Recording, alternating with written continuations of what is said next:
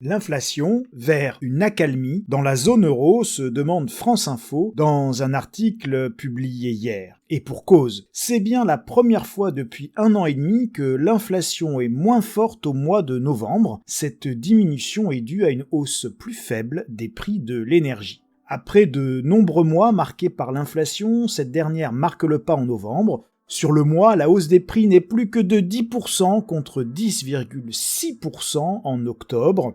La diminution des hausses des prix sur l'énergie et le pétrole est la principale raison de cette baisse. En France, l'inflation n'a pas baissé, on parle bien de la zone euro, mais le mois de novembre est marqué tout de même par une stabilisation après 17 mois de hausse ininterrompue. Vous allez me dire, ça n'a pas baissé chez nous et nous sommes toujours à 10% d'inflation dans la zone euro, et cela reste quand même énorme. Effectivement, c'est énorme, mais pourtant, c'est une bonne nouvelle, et il est fort possible que l'inflation marque le pas désormais.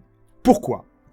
Parce que les banques centrales montent les taux d'intérêt et que cela déprime l'activité, crée une récession, diminue l'investissement et donc pèse lourdement sur la demande et la croissance économique. Parce que les prix de l'énergie se sont stabilisés et que nous réduisons notre consommation et donc la demande, et que tout cela finit par peser négativement sur les cours et sur les prix. Parce que l'inflation n'est pas auto-entretenue par des hausses de salaires délirantes, et vous en savez normalement tous quelque chose. Cela fait bien longtemps que les salaires ne sont plus automatiquement indexés sur la hausse des prix.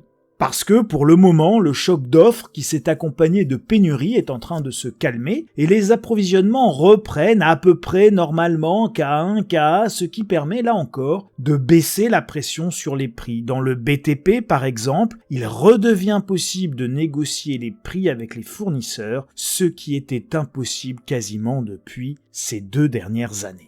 Enfin, parce que presque partout en Europe, et c'est particulièrement le cas en Allemagne, les gouvernements interviennent pour limiter la hausse des prix de l'énergie pour les ménages et les entreprises, ce qui, mécaniquement, là aussi, permet évidemment de limiter l'inflation moyenne en agissant sur l'inflation liée au prix de l'énergie qui est la plus significative.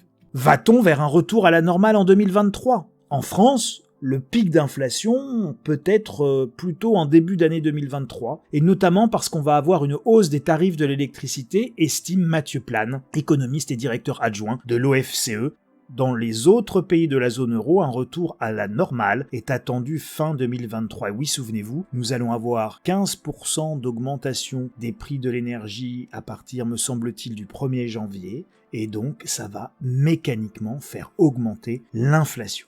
Cette prédiction sur un pic d'inflation en 2023 est certainement juste en ce qui concerne les prix de l'énergie, puisque nous sommes sur des niveaux très élevés qui pourraient donc se stabiliser. Et donc, l'inflation ne va pas se poursuivre. Même si les prix restent très élevés sur un plateau très haut, il faudrait qu'ils montent encore plus en 2023 pour faire monter le nouveau taux d'inflation de 2023, qui sera calculé par rapport, évidemment, au niveau des prix de 2022.